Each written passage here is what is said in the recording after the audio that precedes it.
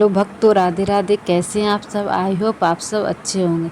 तो फ्रेंड, आज हम सुनेंगे गुरु जी के द्वारा कि भीष्म स्तुति क्या है। कहते हैं भीष्म स्तुति जो मृत्यु के समय पे 1-2 बार या प्रतिदिन रोज करता है तो कहते हैं उसको मृत्यु के समय पे भगवान एक बार दर्शन देने जरूर आते हैं। तो चलिए जानते हैं इस वीडियो में। तो गुरु जी के द्वारा बताए गए वो नियम, वो भीष्म स्तुति क्या है, तो चलिए जानते हैं। तो वीडियो पूरा अवश्य देखें। राधे राधे।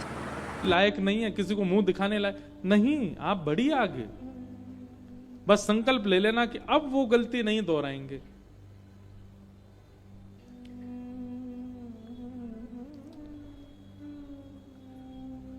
युधिष्ठिर, युद्ध से पहले अर्जुन के मन में यह बात आई थी कि ये गलत है, मुझे इनको नहीं मारना चाहिए। तो मैंने उसको ज्ञान उपदेश किया। लेकिन सब कुछ हो जाने के बाद इतनी माताएं विधवा हो गई, इतने बालक अनाथ हो गए, उनके पति, उनके पिता मारे गए। अब तुम सोच रहे हो कि मैंने बहुत बड़ी गलती की। अब सोचने से क्या फायदा जब चिड़िया चुग गई खेत।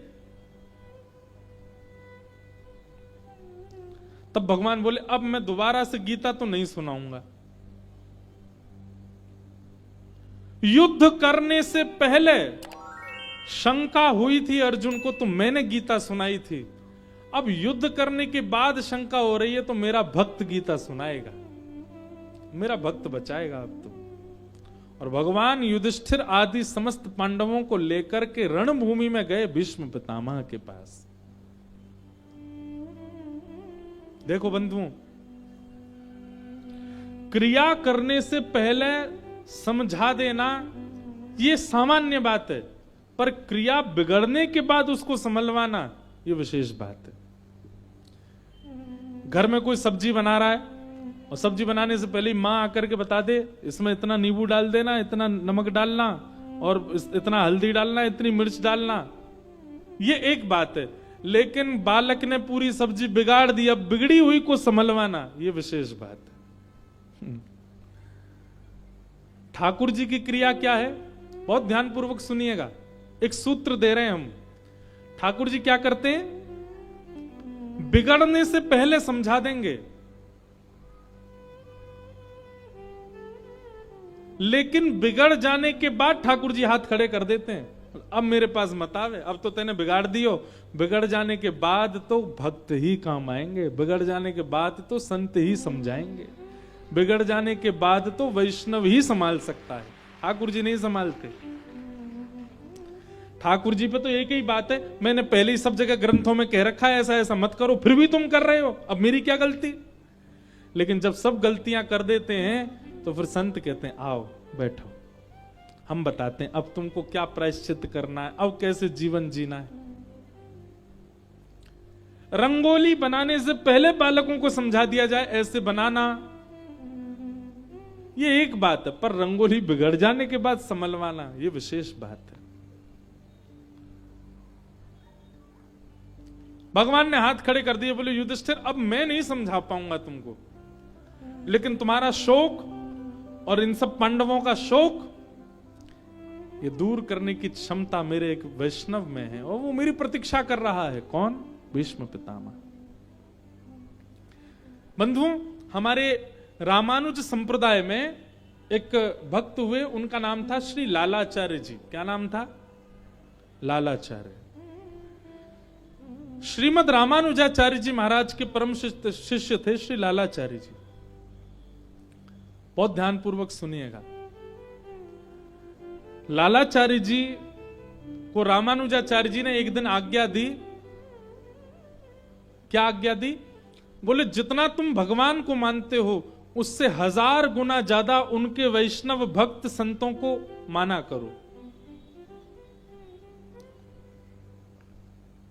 लालाचार्य जी बोले कोई चिकनी चुपड़ी बात नहीं करूंगा गुरुदेव, पर यह मुझसे हो नहीं पाएगा, मैं भगवान से 1000 गुना ज्यादा किसी को नहीं मान सकता। तो रामानुजाचार्य जी बोले 1000 गुना नहीं मान सकते तो 100 गुना ज्यादा मान लो, भगवान से 100 गुना ज्यादा श्रेष्ठ वैष्णवों को, संतों को मानो। लालाचार्य जी बोले क्षमा करें, मैं ये भी नहीं कर पाऊंगा। बोले 10 गुना ज्यादा मान लो। बोले क्षमा करें, ये भी नहीं हो पाएगा। अच्छा ठीक है, तुम एक काम करो, तुम 1000 गुना, 100 गुना, 10 गुना ज्यादा मत मानो संतों को, भगवान के समान तो मान सकते हो। जितनी आराधना, जितनी अर्चना तुम भगवान करते हो, उतनी आराधना अर्चना, उतने भाव तुम संत वैष्णव और भक्तों के प्रति रखो। लालाचार्य जी बोले गुरुदेव क्षमा करें, मैं भगवान के समान भी नहीं देख पाऊंगा संतों को। तो रामानुजाचार्य जी बोले क्या करें फिर? अच्छा तो फिर ठीक है, तुम 1000 गुना मत मानो, 100 गुना मत मानो, भगवान के समान भी संतों को मत मानो, पर तुम जैसे जितना अपने मित्रों को, भाइयों को, बंधुओं को, प्रेमियों को मानते हो, उतना प्रेम तो संतों से, वैष्णवों से कर सकते हो ना? लालाचार्य जी बोले हाँ ये कर सकता हूं। जैसे भाई बंधु सखा मित्र हैं, वैसे मैं संत वैष्णव और तिलकधारी तुलसीधारियों को मान सकता हूं। भगवान के समान और भगवान से ज्यादा नहीं मान सकता, पर शास्त्र आज्ञा करते हैं। आप लोग भी बहुत ध्यान से सुनो, ठाकुर जी से ज्यादा, ये लीला तो आगे सुनाऊंगा, पर एक बात आप लोग सुनो, ठाकुर जी से ज्यादा ठाकुर जी के वैष्णवों को मानने से ठाकुर जी और जल्दी प्रसन्न होते हैं।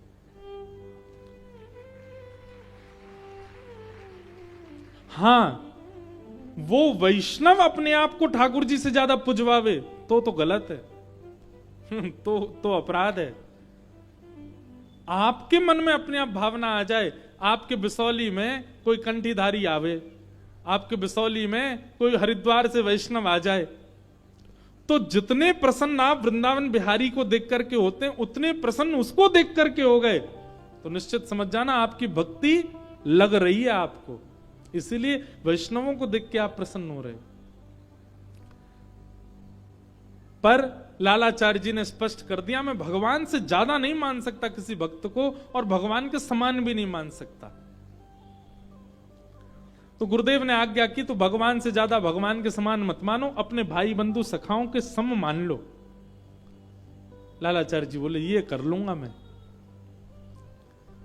और वो उसी दिन उसी क्षण से जो भी तिलकधारी दिखाई देता, जो भी कंठी वाला दिखाई देता, जो भी नाम जापक शिखा वाला दिखाई देता, जिस किसी के भी किंचित भेष में कहीं वैष्णवता होती, लालाचार्य जी उसको ऐसे हृदय से लगाते जैसे कुंभ का बिछड़ा भाई मिला हो। सामने वाला पूछ रहा, अरे भाई जान ना पहचान तुम? अरे नहीं तुम तो मेरे भैया हो। अपने गुरु की आज्ञा का इतना पालन किया कि फिर जो मिला वैष्णव रूप में उसको भाई के समान ही प्रेम किया लालाचार्य जी ने। लेकिन ठाकुर जी ने एक दिन लालाचार्य जी की परीक्षा की। वो कैसी परीक्षा? कि दक्षिण में कावेरी नदी में लालाचार्य जी स्नान कर रहे थे, और तभी एक वैष्णव तिलकधारी कंठीधारी कोई वैष्णव था, वो स्नान करते करते कावेरी जी में डूब गया और उसके प्राण निकल गए। और वो बहता हुआ कावेरी जी में आ रहा था, उसका शव तैर रहा था नदी में। लालाचार्य जी यहां पर संध्या उपासन कर रहे थे, तभी उन्होंने नेत्र खोल करके देखा कि सामने एक शव जा रहा है, और उस शव का अता पता कुछ नहीं है, पर उसने गले में कंठी पहन रखी है और माथे पर थोड़ा थोड़ा तिलक लगा हुआ है। तो लालाचार्य जी उसको देखते ही फूट फूट करके रोने लगे और चिल्ला चिल्ला के हल्ला करने लगे, मेरा भाई चला गया, मेरा बंधु चला गया, मेरा सखा चला गया। कूद पड़े, सब रोकने लगे, अरे जान ना पहचान, पता नहीं किसका शव है, तुम कहां जा? अरे नहीं, ये मेरा भाई है। उनकी निष्ठा इतनी हो चुकी थी वैष्णवों के प्रति कि अब किसी का शव भी देख रहे हैं तो उसी भांति रो रहे हैं जैसे कोई सगे भाई के जाने पर रोता है। लालाचार्य जी उनके शव को लेकर के आए और अपनी गोद में उनका सर रख के इतना रोए, नगर के लोग सब उपहास करने लगे। नगर के लोग आकर के सब तमाशा देख रहे हैं। बोले बताओ, एक अनजान व्यक्ति को अपने भाई के भांति प्रेम कर रहे हैं।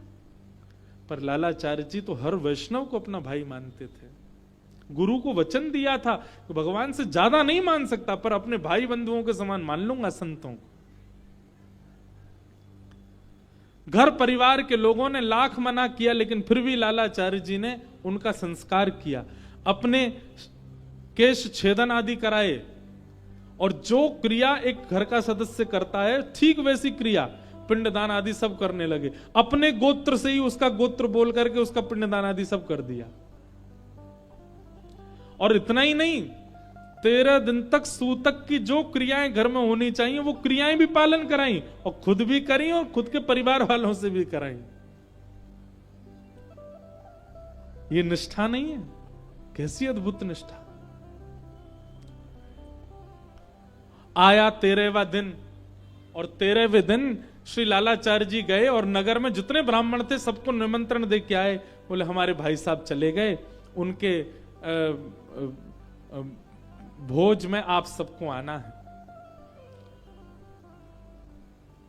सब ब्राह्मण बोले ठीक है भैया, इनके भैया गए उसमें जाएंगे। तभी एक उनमें चतुर ब्राह्मण था, उसने कही वो लालाचार्य जी का तो कोई भैया ही नहीं है, इनका कौन सा भाई चला गया जिसके प्रीति भोज, जिसके भोज में हम लोग जाएं। और हम लोगों का आचरण शुद्ध है, हम लोगों की विचारधाराएं शुद्ध हैं। ऐसे थोड़ी किसी का नाम गोत्र नहीं पता, किसी के भी चलते फिरते आदमी के उसमें हम चले जाएंगे। यहां पर लालाचार्य जी ने सारी व्यवस्था कर रखी थी, ब्राह्मण आएंगे, 13वां दिन है, शुद्ध पवित्र होना है आज प्रसाद पवा के। लेकिन कोई भी नहीं आया। जब कोई भी नहीं आया तो लालाचार्य जी ने पूछवाया कि कोई क्यों नहीं आया। तब पता चला कि सबने यह सोच, सबको यह पता चल गया कि वो आपके भैया नहीं थे, आपने तो ऐसे ही राह चलते का संस्कार कर दिया, उसके भोज में बुला रहे हो ऐसे, इसलिए ब्राह्मण नहीं आए। तब लालाचार्य जी रोते हुए अपने गुरुदेव रामानुजाचार्य जी के पास गए और जाकर के कहा, गुरुदेव मैंने तो आपको दिए हुए वचन का पालन किया कि मैं कंठीधारी तिलकधारी जो दिखेगा उसको अपना भाई मानूंगा। मैंने तो अपने नियम का पालन किया, पर यह समाज कहीं ना कहीं से इस बात को दावे से प्रस्तावित करवा रहा है कि मेरा नियम गलत है। मैंने एक कंठीधारी को अपने भाई मान करके सब क्रिया उसकी की, उसके 13वें का भोजन था, कोई भी पानी नहीं आया, ये जानकर कि मेरे सगे भाई नहीं थे।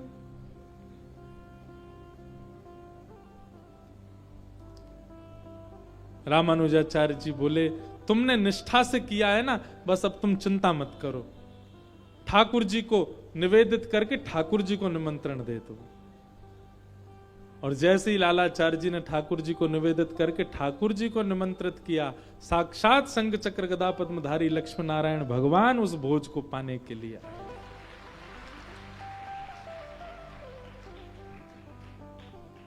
जिस भोज को ब्राह्मणों ने स्वीकार नहीं किया, उसके लिए ठाकुर जी स्वीकार कर गए।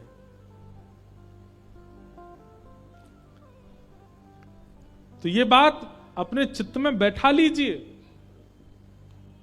कि जब आप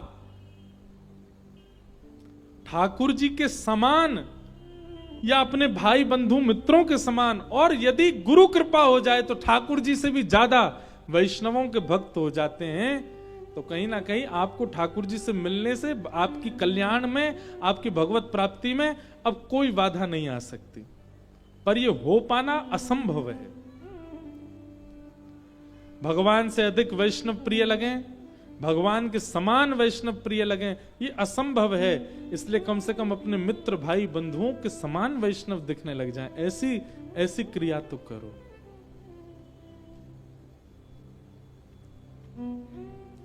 क्योंकि भैया ठाकुर जी तो क्रिया बिगड़ने से पहले समझाते हैं, क्रिया बिगड़ने के बाद तो वैष्णव ही संभालेंगे आपको। आज युधिष्ठिर चिंता में है, मैं क्या करूं? भगवान ने तो हाथ खड़े कर दिए, बोले अब तो युधिष्ठिर भीष्म पितामह ही तुमको ज्ञान उपदेश करेंगे। और 5 पांडवों को लेकर के भगवान भीष्म पितामह के पास पहुंचे। रणभूमि में बाणों की सैया पर लेटे हैं पितामह भीष्म। रोम रोम में बाण लगा है भीष्म पितामह के। एक एक रक्त बूंद बनकर के नीचे गिरता जा रहा, अब रक्त भी नहीं बचा है। फिर भी जीवित हैं भीष्म पितामह। क्यों? क्योंकि इच्छा मृत्यु का वरदान उनको मिला है। जब तक उनकी इच्छा नहीं होगी तब तक मर नहीं सकते। लेकिन इस इच्छा मृत्यु का जितना सुंदर सदुपयोग भीष्म पितामह ने किया वो प्रशंसनीय है कि भीष्म पितामह ने अपनी इच्छा मृत्यु से कोई सांसारिक भौतिक सुख की कामना नहीं की, बल्कि इच्छा मृत्यु से कामना की पीतांबरी कसी हो, मुखड़े पे एक हंसी हो, छवि मन में ये बसी हो, जब प्राण तन से निकले। इतना तो कहना स्वामी, जब प्राण तन से निकले। बंधुओं, हमारा जीवन चाहे जैसे निकल जाए, पर हमारी अंतिम क्षण जो होते हैं ना, उन क्षणों में हमारे विचार में जो होता है, हमारे मन में जो होता है, हमारी बुद्धि में जो होता है, वैसी ही गति कई बार हमको मिलती है। और अंतिम क्षण का कुछ पता नहीं होता कि वो कब आ जाए।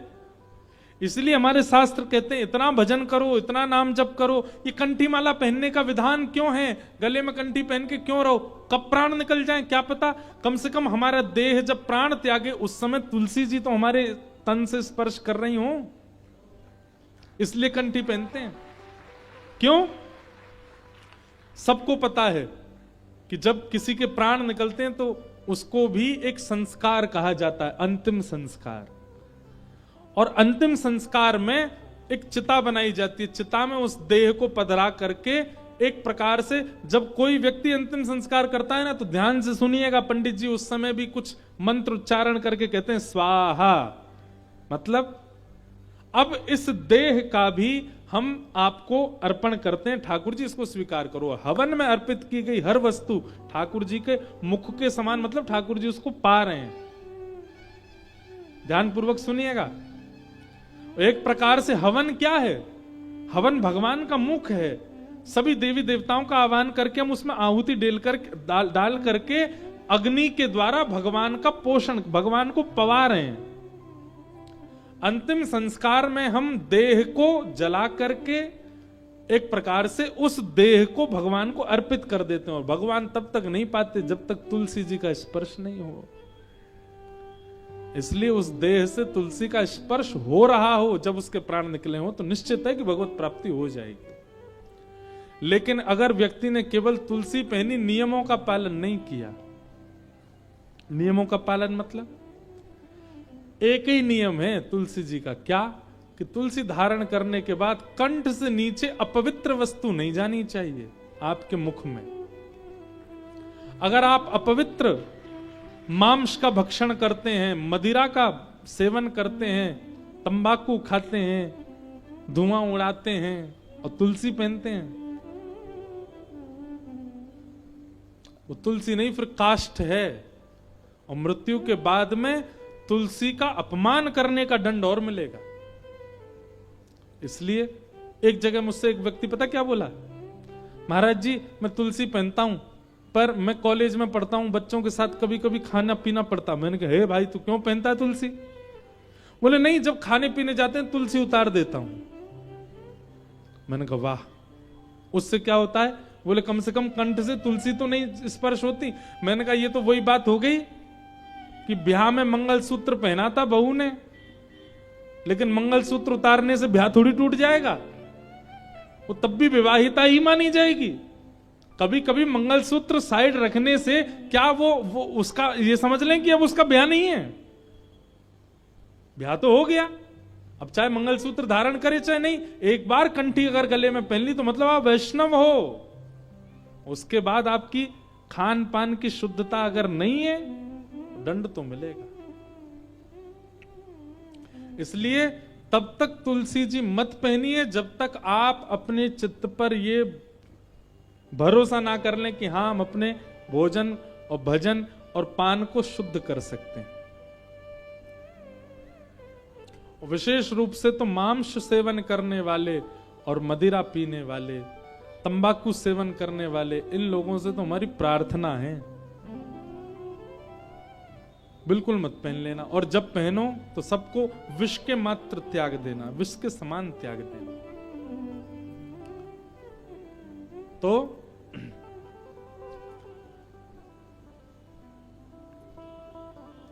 हम जीवन भर कुछ भी करें, पर अंतिम क्षण में हमारे मुख से जो शब्द उच्चरित होता है, हमारे चित्त में जो होता है, हमारे मन में जो होता है, उसी से हमारी गति निश्चित होती है।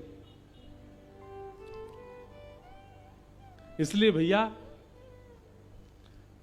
हर दिन ठाकुर जी से एक प्रार्थना करो, क्या कि नाथ जब मेरे प्राण निकलने वाले हो ना, आप मुझको अभी बिल्कुल मत मिलना, मैं वृंदावन जाऊं मुझे मत दिखना, मैं हरिद्वार जाऊं मुझ पर कृपा मत करना, जीवन भर मेरा ऐसे ही चलने दो, कोई बात नहीं आप मत मिलना, पर नाथ जब मेरे प्राण निकल रहे हो ना, जब मेरी अंतिम श्वास चल रही हो, मुझे नहीं पता कहां निकलेंगे, कैसे निकलेंगे, कब निकलेंगे, आपको पता है, बस मेरी इतनी इच्छा मान लीजिए नाथ कि जब मेरे प्राण निकले ना तब आप मेरे सामने आ जाना। भगवान से और कुछ मत मांगो।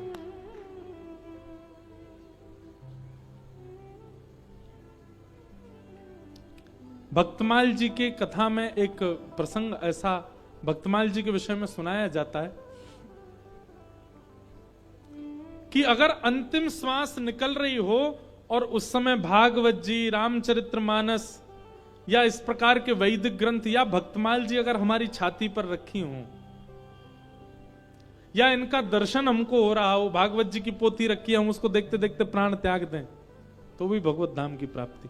तो भक्तमाल जी के विषय में आता है कि एक सेठ जी ने क्या किया, अब भागवत जी आदि ग्रंथ ये तो बड़े पवित्र हैं, इनको हमेशा धारण करना उचित नहीं।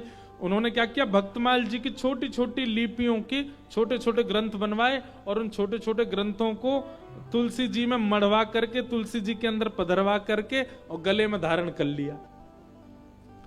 अब बोले अब चाहे जब प्राण निकले भक्तमाल जी हृदय से लगी रहेंगी, और वही हुआ। जैसे ही उनके प्राण निकले तो भक्तमाल जी हृदय पर ही थी। जैसे ही प्राण निकलने लगे तो भक्तमाल जी में जितने भक्त हैं, प्रहलाद जी, ध्रुव जी, नारद जी, हितरवंश महाप्रभु, गोपाल भट्ट गोस्वामी, श्री स्वामी हरदास जी महाराज आदि आदि जितने भी भक्त हैं, वो सब भक्त प्रकट हो गए और प्रकट होकर के उस दिव्य चेतना को अपने साथ भगवत धाम को लेके चले गए। इसलिए हमारे वृंदावन में आप जाओगे तो आपको कई सारे संत देखेंगे, मोटी मोटी तुलसी की माला और यहाँ बीच में लिखा होगा सीताराम, राधे श्याम, बड़े बड़े, उनके भीतर भक्तमाल जी हैं, उनको सदा चित्त से लगा के रखते हैं। कब प्राण निकल जाए क्या पता। इसलिए भैया तुलसी जी धारण करो, तिलक धारण करो, पर उनके नियमानुसार धारण करो, और नियम एक ही है कि फिर शुद्ध रहो, पवित्र रहो, बस। तो अब कई लोग ये भी बोलते हैं कि महाराज जी कभी कभी हम अपवित्र स्थान पर जाते हैं, शौचाचार निवृत्त होने तब उतार दें। नहीं, वह एक शारीरिक क्रिया है, उसमें आपका कोई दोष नहीं है, वो शारीरिक क्रिया। ऐसे तो घर में भी तो झाड़ू लगाते हैं, उसको भी साफ करते हैं हम, ठीक वैसे ही तन जो है, तन के भीतर भगवान रहते हैं, तन भी एक स्थान है भगवान का, तन भी देवालय है, उस तन को हम साफ मात्र कर रहे हैं। उस समय ये भावना नहीं रखनी कि हमको उसका त्याग, वो एक शारीरिक धर्म है। शौचाचार एक प्रकार से अपवित्र स्थिति है, हम उसके बाद स्नान करते हैं, शुद्ध करते हैं स्वयं को, परंतु वह शरीर का धर्म भी है, वो करना आवश्यक है। इसलिए उस स्थिति में ये विचार ना करें कि वो अपवित्र स्थिति, हम तुलसी उतार दें क्या, पहनो। तो भीष्म पितामह जी महाराज बाणों के सैया पर लेटे हैं और तभी भगवान सामने आकर के खड़े हो गए पांडवों के साथ। भीष्म पितामह ने भगवान की ओर देखा। अंतिम समय भगवान का दर्शन करते करते भीष्म पितामह ने एक स्तुति गाई, इसको भीष्म स्तुति कहते हैं। हम लोग 2-4 श्लोक गाएं भीष्म स्तुति के, बहुत सुंदर स्तुति है। श्री भीष्मोवाच, अगर कोई व्यक्ति नित्य भीष्म पितामह की स्तुति का पाठ करता है तो ये बात निश्चित है कि उसके अंतिम क्षण में ठाकुर जी कहीं भी हों, दौड़ के उसके सामने एक क्षण के लिए उसको दर्शन देने जरूर आएंगे। ये भीष्म पितामह की स्तुति को वरदान। इति मतिरुपकल्पिता वितृष्णा भगवत सात्वत पुंकवे विभुम्ने स्वसुखमुपगते क्वचिद् विहर्तुं प्रकृतिमुपेयुषि यद्भव प्रवाह त्रिभुवनकमनं तमालवर्णं रविकरगौरवराम्बरं दधाने वपुरलककुला वृताननाब्जं विजयसखेरतिरस्तु मे वद्या युधितुर्गर्जो विधुम्न विश्वक कचलुलितश्रमवार्यलङ्कृतास्ये मम निशितशरे विविद्यमानः क्वचिविलसत् कवचेस्तु कृष्ण आत्मा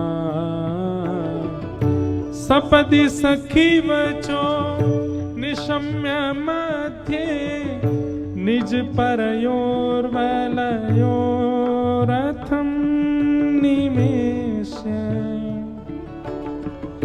स्थितवति परसै निकायुरक्ष्णार्हतवति पार्थ सखे रत ममास्तु व्यवहित प्रतना मुखं निरीक्ष्य स्वजन बधाद्विमुखस्य दोष बुद्ध्या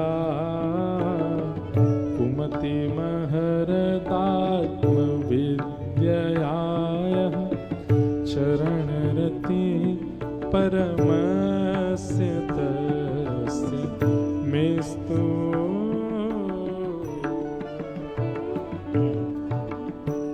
भीष्म पितामह ने भगवान की स्तुति गाई और स्तुति में भीष्म पितामह भगवान से कह रहे हैं, बोले नाथ मेरी मति रूपी पुत्री से आप कृपा करके विवाह कर लीजिए। भगवान बोले क्यों विवाह करें? भीष्म पितामह कहते हैं क्योंकि मति अपनी मनमर्जी करवाती हमसे, लेकिन इस मति के स्वामी आप बन जाओगे तो आप जो चाहोगे वो मति हमसे करवाएगी, इसलिए आप मेरी मति से विवाह कर लो नाथ। मति को पुत्री बता करके भीष्म पितामह भगवान से विवाह का प्रस्ताव रखते हैं और ये बात सत्य है। मति हमारी पुत्री है, वो जो चाहती हम वही करते हैं। किसी ने कहा कथा में चलो, मन होगा तो चलेंगे। किसी ने कहा हरिद्वार चलो, मन बनाएंगे, मन होगा तो चलेंगे। मति होती है तो ही हमारी क्रिया क्रियान्वित होती है, नहीं तो नहीं होती।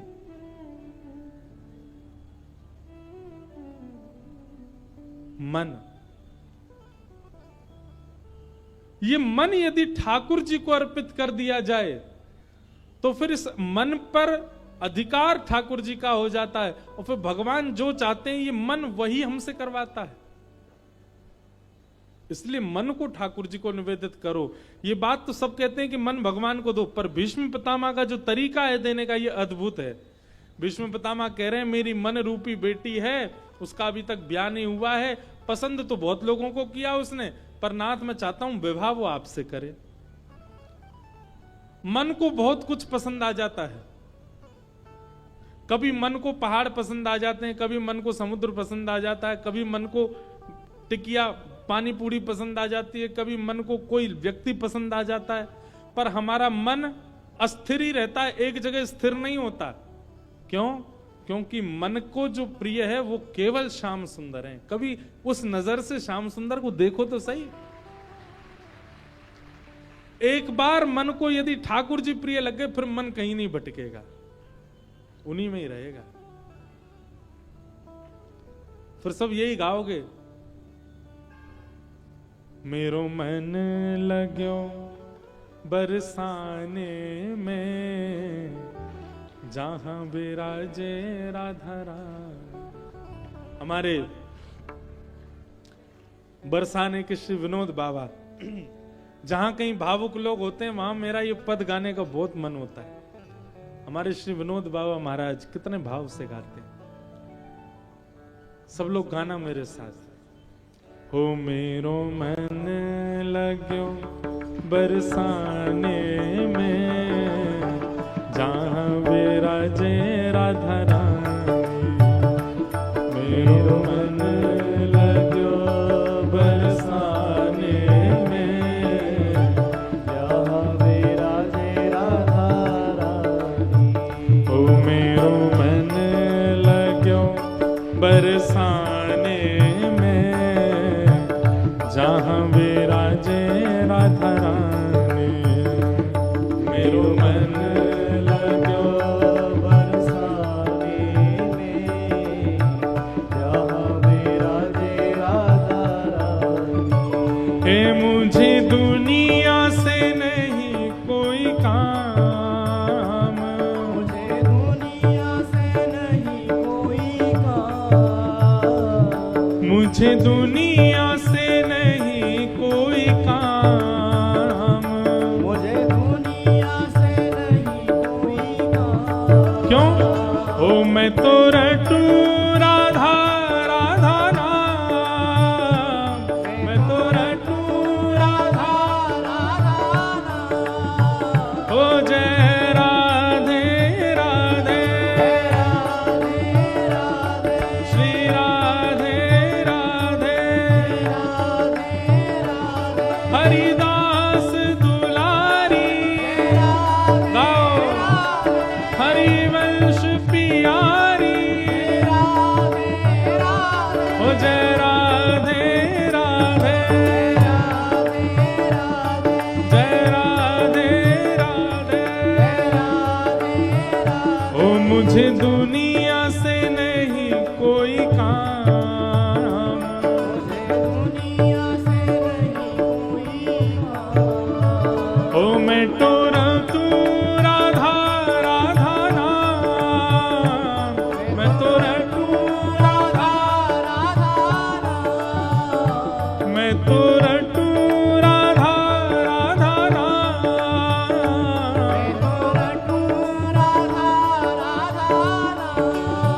ओ दर्शन करूं सुबह शाम, दर्शन करूं, दर्शन करूं शुभ शाम।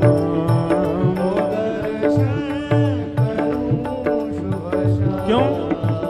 ओ मेरे मन में विराजे श्याम दीवानी, मेरे मन में, विराजे श्याम दीवानी। ओ मेरे मन में विराजे श्याम दीवानी।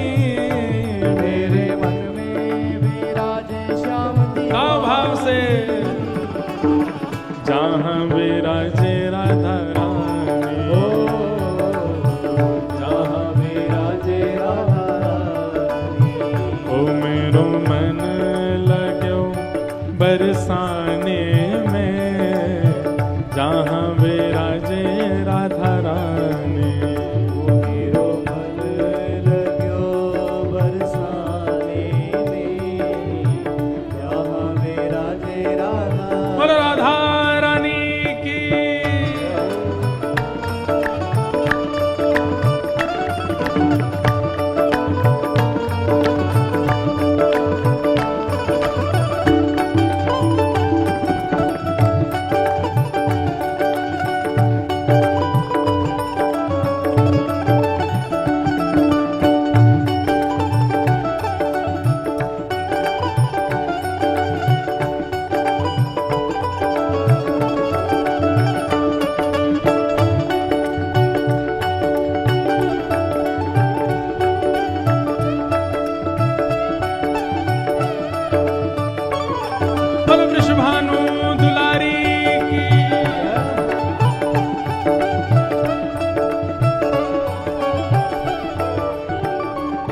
मेरे मन में ना लागे कोई रंग,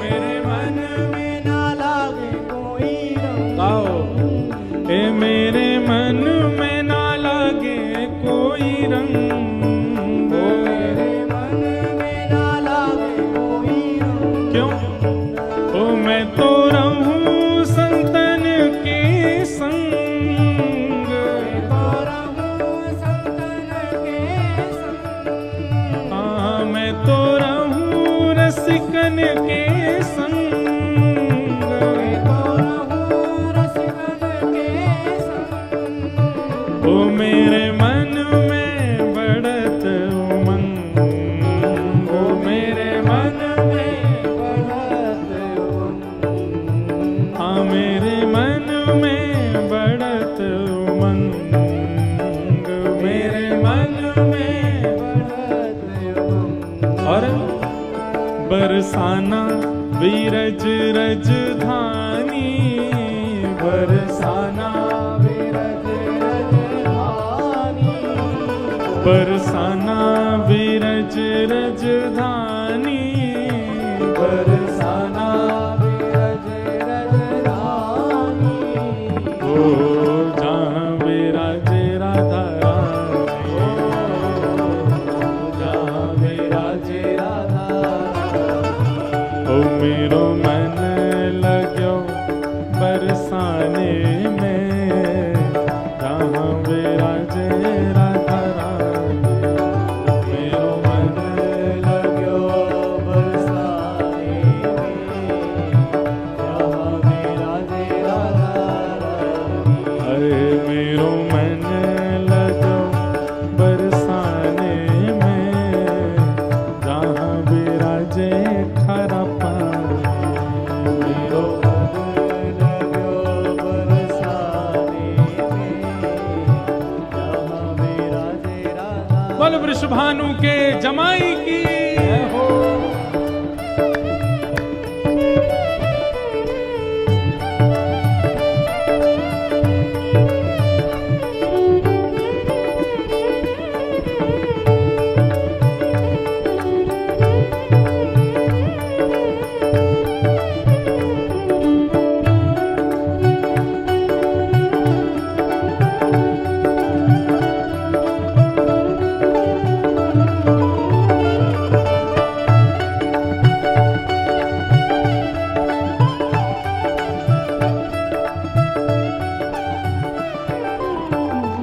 मुझे दुनिया से नहीं लेना देना, मुझे दुनिया से नहीं लेना देना, ए मुझे दुनिया से नहीं लेना देना, मुझे दुनिया से नहीं लेना देना, क्यों ये जगत है एक सपना, ये जगत है एक सपना, ओ ये जगत है एक सपना,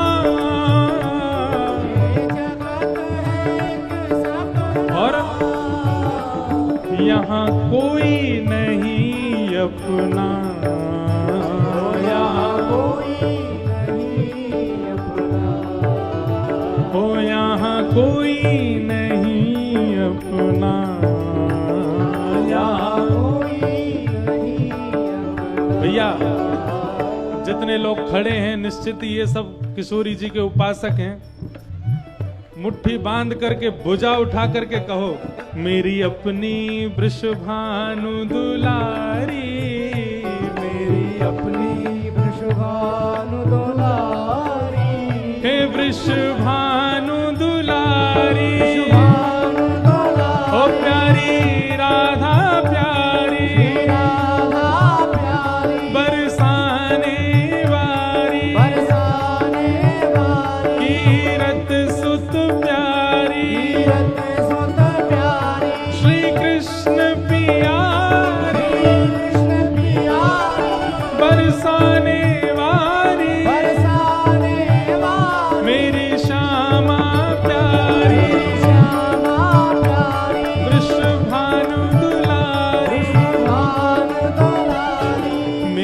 अपनी वृषभानु दुलारी, मेरी अपनी वृषभानु दुलारी, मेरी अपनी वृषभानु दुलारी, मेरी अपनी वृषभानु दुलारी, जहाँ विराजे राधा रानी, जहाँ विराजे राधा रानी, ओ मेरो मन लाग्यो बरसाने में, जहाँ विराजे राधा रानी, मेरो मन लाग्यो बरसाने में, जहाँ विराजे राधा। भुजा उठा के गाओ। हे श्यामा हृदय कमल सो प्रगट्यो, श्यामा हृदय कमल सो प्रगट्यो, श्यामा हृदय कमल सो प्रगट्यो, श्यामा हृदय कमल सो प्रगट्यो, और श्याम हृदय तू भाई वृंदावन प्यारो वृंदावन,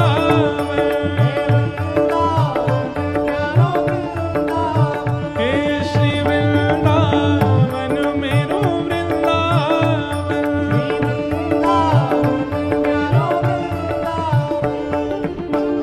हे गोपाल भट्ट जो की हृदय वेदना प्रगट्यो शालिग्राम, श्री गोपाल भट्ट जो की हृदय वेदना प्रगट्यो शालिग्राम, हे रूप सुधा को खान हमारो, रूप सुधा को खान हमारो, रूप सुधा को खान हमारो, रूप सुधा को खान हमारो, हे प्यारो राधा रमण झूला वृंदावन मेरो वृंदावन, वृंदावन मेरो वृंदावन, हे श्री वृंदावन प्यारो वृंदावन, श्री वृंदावन प्यारो वृंदावन,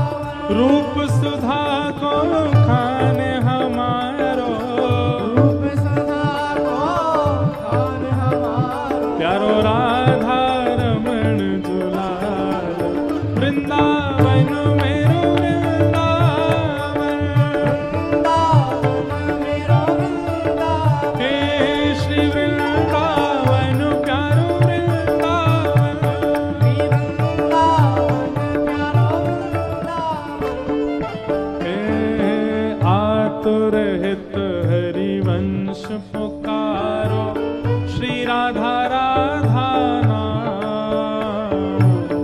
आतुर हित हरिवंश पुकारो, श्री राधा राधा नाम, हे आतुर हित हरिवंश पुकारो, श्री राधा राधा नाम, आतुर हित हरिवंश पुकारो, राधा राधा नाम, हे सघन कुंज यमुना तट आयो, सघन कुंज यमुना तट आयो, मदन टेर वृंदावन आयो, मदन टेर वृंदावन, भुजा उठा के प्यारो राधा वल्लभ लाल, वृंदावन मेरो वृंदावन, वृंदावन मेरो वृंदावन, हे श्री वृंदावन प्यारो वृंदावन, श्री वृंदावन प्यारो वृंदावन, सघन कुंज यमुना तट आयो, मदन कुंज यमुना तट ओ आयो, प्यारो राधा वल्लभ लाल,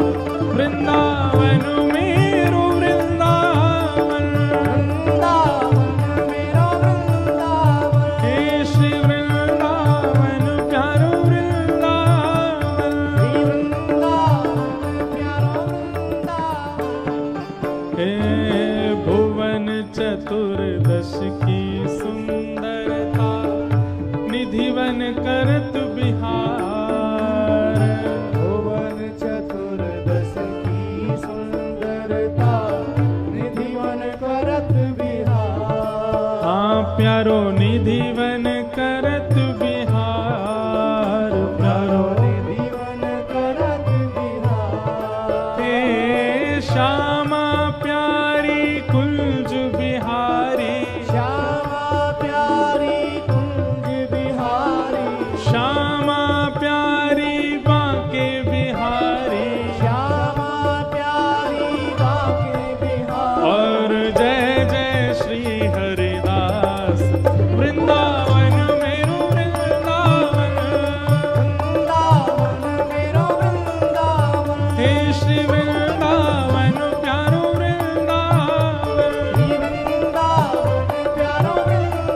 श्यामा प्यारी कुंज बिहारी, जय जय श्री हरिदास दुलारी, श्यामा प्यारी कुंज बिहारी, जय जय श्री हरिदास दुलारी, श्यामा प्यारी कुंज बिहारी, जय जय श्री हरिदास दुलारी, हे श्यामा प्यारी कुंज बिहारी, जय जय श्री हरिदास दुलारी, श्यामा प्यारी कुंज बिहारी, श्यामा प्यारी कुंज बिहारी, और जय जय श्री हरिदास वृंदावन मेरो वृंदावन, वृंदावन मेरो वृंदावन, हे श्री वृंदावन प्यारो वृंदावन, श्री वृंदावन प्यारा वृंदावन, ओ जिनकी कृपा से हरस प्रगट्यो वृंदावन अभिराम, जिनकी कृपा से है रस प्रगटो वृंदावन अभिराम, हे सप्त निधिन को ही उजियारो, सप्त निधिन को ही उजियारो, हम सबको मिलवावे वारो, हम सबको मिलवावे वारो, बिसौली में आनंद बरसारो, सोली में आनंद बरसारो, हे हमारो गिरधर लाल वृंदावन प्यारो वृंदावन, वृंदावन प्यारो वृंदावन, हे श्री वृंदावन प्यारो वृंदावन, श्री वृंदावन प्यारो वृंदावन, बिसौली में बुलवावे वारो, सोली में बुलवावे वारो, और यह आनंद करवावे वारो, यह आनंद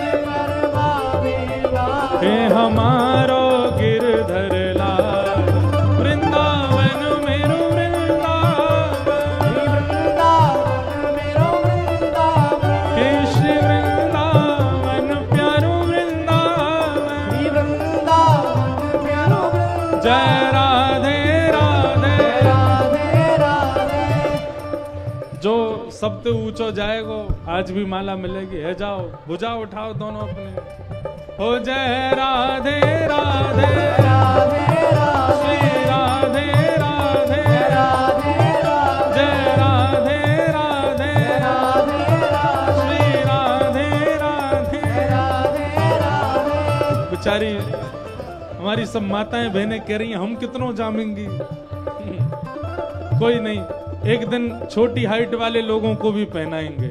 हाँ? उठाओ दोनों भुजा, किशोरी जी को स्मरण पूरे वेग के साथ, जय राधे राधे, राधे राधे, श्री राधे राधे, राधे राधे, जय राधे राधे, राधे राधे, श्री राधे राधे, राधे राधे, जय राधे राधे, राधे राधे, श्री राधे राधे। राधे राधे, भाई लोगों में एक लाल कुर्ता वालो लाला है, आगे आओ, हाँ यही आगे जो खड़ो है, जय राधे राधे, राधे राधे, श्री राधे राधे, राधे राधे, जय राधे राधे, राधे राधे, वृषभानु दुलारी, राधे राधे, श्री कृष्ण पियारी, राधे राधे, भगतन की प्यारी, राधे राधे, ओ बरसाने वारी, राधे राधे, जय राधे राधे, राधे राधे, श्री राधे राधे, राधे राधे, जय राधे राधे। राधे राधे, कल भी आपको ही मिली थी, कल नहीं मिली ना, ठीक है, एक बार एक ही को मिलेगी भैया, अब अगले बारे कल तैयारी करके आई हूँ। श्री कृष्ण पियारी, राधे राधे, बरसाने वारी, राधे राधे, वृंदावन वारी, राधे राधे, जय राधे राधे, राधे राधे, श्री राधे राधे, राधे राधे, जय राधे राधे, राधे राधे, श्री राधे राधे, राधे राधे, जय जय श्री राम, जय जय श्री राम, जय जय श्री राम। बोल वृंदावन बिहारी लाल की। अरे नेक जोर ते बोलो, बोल वृंदावन बिहारी लाल की, श्री राधा रमन लाल की, श्री राधा वल्लभ लाल की जय जय श्री राम। पूछरी के लौटा की हुप हुप प्यारे, क्या बात है वंशी वारे, शाबाश। जय जय जयकार भी याद कर ली हूं, कल से यही लगेगा। एक बार और करो, पूछरी के लौटा की हुप हुप प्यारे, क्या बात है वंशी वारे, शाबाश। तो भक्तों, आपने सुना कि कृष्ण जी और युधिष्ठिर के बीच संवाद क्या था, और भीष्म पितामह जब मृत्यु की सैया पर थे तब कृष्ण जी ने क्या उपदेश दिए, और भीष्म स्तुति करने से क्या फ़ायदा मिलता है आपने जाना। गुरु जी ने भीष्म स्तुति सुनाई, तो जो कोई भी भीष्म स्तुति को प्रतिदिन करता है तो अंत समय भगवान दर्शन देने जरूर आते हैं। तो फ्रेंड, अगर आपको ये वीडियो अच्छी लगे तो प्लीज़ चैनल को सब्सक्राइब, वीडियो को लाइक अवश्य करें। Thank you. राधे राधे।